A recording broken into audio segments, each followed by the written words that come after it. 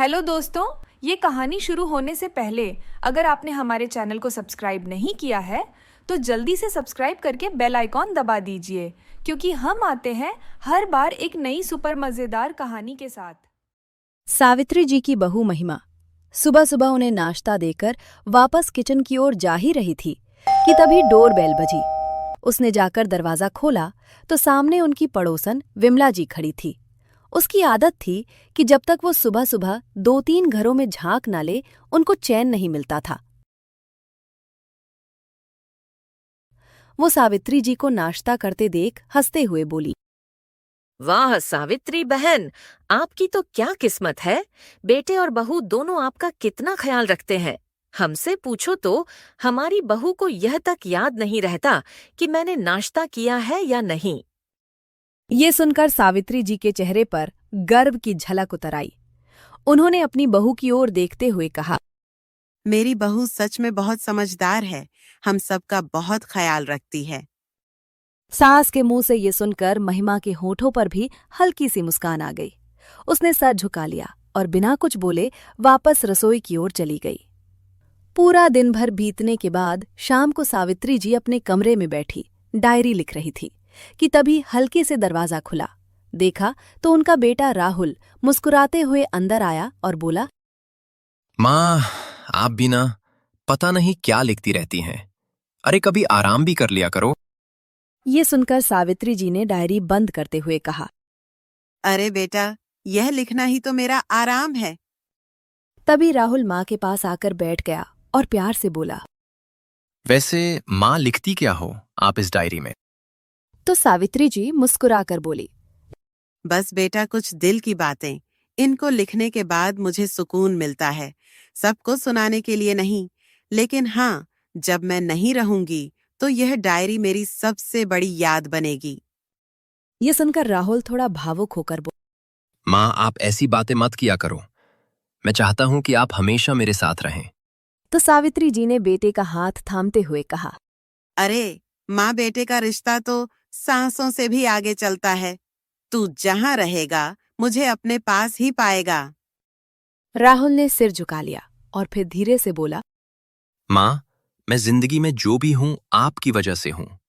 आप ही मेरी सबसे बड़ी ताकत हो। अभी वो दोनों बातें कर ही रहे थे कि तभी महिमा कमरे में आई और राहुल की तरफ देखकर थोड़ा गुस्से से बोली, अगर बातें खत्म हो गई हों तो चलो, चाय पकौड़े तैयार हैं। राहुल ने उसकी तरफ देखा, फिर माथे में हाथ मारकर बोला, अरे यार, माफ करना। मैं तो माँ को चाय पकोड़े के लिए बोलना ही भूल गया था। तुम चलो, हम अभी आ रहे हैं। बहू के जाते ही सावित्री जी ने मुस्कुराते हुए बेटे से कहा, बेटा, तू भी कमाल करता है। इतनी देर से बैठा है पर बताया नहीं। अब जल्दी चल, नहीं तो बहू नाराज हो जाएगी।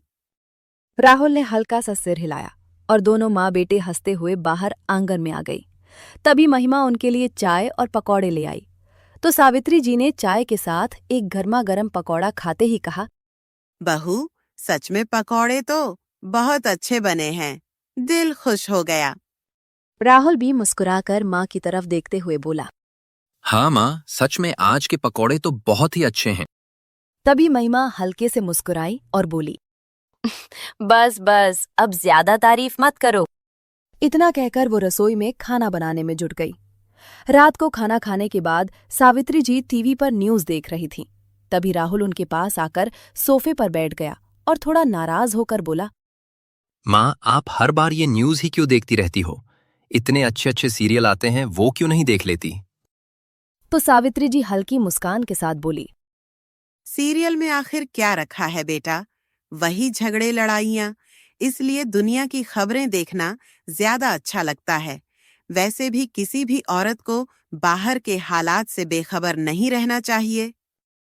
तभी महिमा भी वहीं आकर बैठ गई और बोली, माँ जी, आप जैसी समझदार माँ हर किसी को नहीं मिलती। आपने इस घर को ही नहीं बल्कि हमें भी संभाल लिया है। सावित्री जी की आंखों में चमक आ गई। उन्होंने बहू के सर पर हाथ रखते हुए कहा, बेटी, तुम्हारी जैसी संस्कारी बहू मिलना ही मेरी सबसे बड़ी खुशकिस्मती है। तभी राहुल ने माँ से कहा, माँ, आपने जिंदगी भर हमारे लिए बहुत कुछ किया। अब बारी हमारी है कि हम आपका हर ख्वाब पूरा करें। सावित्री जी मुस्कुराईं। उनके दिल में यही बात गूंज रही थी कि मेरा बेटा और बहू सच में मुझे बहुत चाहते हैं। लेकिन सच्चाई क्या थी वो सावित्री जी अभी पहचान नहीं पाईं। कुछ देर बातें करने के बाद सावित्री जी उठकर अपने कमरे में सोने के लिए चली गईं और इधर राहुल और महिमा भी अपने कमरे में चले गईं। कमरे में जाते ही महिमा ने धीमी आवाज में कहा, राहुल, तुम्हें नहीं लगता कि अब वक्त आ गया है? ये सब सुनकर राहुल ने मोबाइल नीचे रखा। उसके आंखों में झिझक और सवाल दोनों थे। उसने कहा, महिमा, तुम हमेशा इतनी जल्दी क्यों करती हो? माँ की बात है, इतनी आसान नहीं है। तो महिमा ने थोड़ी कड़वाहट से कहा, आसान कभी कुछ नहीं होता राहुल, लेकिन अगर अभी नहीं सोचा तो वक्त पर पछताना पड़ेगा। सोचो, हमारा भविष्य, हमारी जिंदगी का क्या होगा? राहुल ने गहरी सांस ली। उसका चेहरा उलझन से भरा था। उसने कहा, देखो महिमा, मैं माँ को तकलीफ नहीं देना चाहता। बस चाहता हूं कि सब कुछ सही तरीके से हो जाए। देखो राहुल, कभी कभी सच्चाई पर भावनाओं का पर्दा डालना पड़ता है। अगर हम सिर्फ माँ के भरोसे और स्नेह में बंधे रहेंगे तो अपना भविष्य कैसे संभालेंगे? राहुल चुप रहा। उसकी आंखों में टकराव साफ दिख रहा था। एक तरफ माँ का टूट विश्वास तो दूसरी तरफ पत्नी की बातों का दबाव। उसी पल अचानक बाहर से छनक की आवाज आई। दोनों एकदम चौंक कर खामोश हो गए। महिमा का चेहरा पीला पड़ गया। कहीं माँ ने सुन तो नहीं लिया? राहुल झटपट उठा और दरवाजा खोलकर देखा तो खिड़की पर रखी प्लेट हवा से गिर गई थी। ये देख उसने राहत की सांस ली और दरवाजा बंद कर दिया। कुछ नहीं था, चलो अब सो जाओ। कहते हुए राहुल बिस्तर पर आकर लेट गया और दोनों सो गए। अगले दिन सुबह के 6 बजे थे कि तभी अचानक दरवाजे की घंटी बजी। सावित्री जी की नींद खुली। सोचा, इतनी सुबह कौन आया होगा। कमरे से निकलते हुए उन्होंने बेटे को आवाज दी, राहुल बेटा, घंटी बज रही है।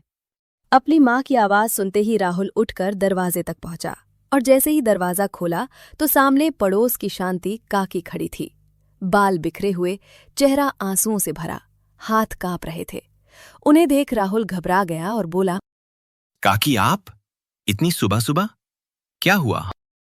तो शांति जी फूट फूट कर रो पड़ी। बेटा, मेरे बेटे बहू ने ही मुझे घर से निकाल दिया। अब मैं कहाँ जाऊं? इतना सुनते ही सावित्री जी भी दरवाजे तक आ गईं। उनकी आंखों में हैरानी और दर्द था। हे भगवान, शांति बहन, यह क्या कह रही हो? अपने ही बच्चों ने माँ को घर से निकाल दिया। शांति जी वही चौखट पर बैठ गईं। हाँ बहन, जिस बेटे को मैंने पाला, जिस बहू को बेटी समझा, वही आज कह रहे हैं कि ये घर अब सिर्फ उनका है, मेरे लिए जगह नहीं है। ये सुनते ही घर में सन्नाटा छा गया। राहुल ने तुरंत उन्हें सहारा देकर अंदर बिठाया। सावित्री जी का दिल कांप उठा। उनकी आंखों में चिंता और हैरानी दोनों थी। वो धीरे से उनके पास बैठते हुए बोली, शांति बहन, तेरे बेटे और बहू तो बहुत अच्छे थे, इतना ध्यान रखते थे, फिर अचानक ऐसा क्या हो गया? उनकी बात सुनकर शांति जी रोते हुए बोली, सावित्री, जब तक उनके पिताजी थे तब तक सब कुछ ठीक था। बेटा हर वक्त कहता, माँ तुम हमारे लिए लक्ष्मी हो, तुम्हारे बिना घर सोना है। बहू भी पैरों में तेल लगाती, समय पर खाना देती। मुझे लगता था वो मेरी बहू नहीं, मेरी बेटी है। लेकिन जैसे ही मेरे पति ने मुझे अकेला छोड़ा, बेटे बहू बदल गई। बहू ने कहना शुरू कर दिया कि अब ये घर मेरा है, मुझे अपनी मर्जी से जीना है। और मेरा बेटा चुपचाप बहू की बातें सुनता रहा और उसकी हाँ में हाँ मिलाने लगा।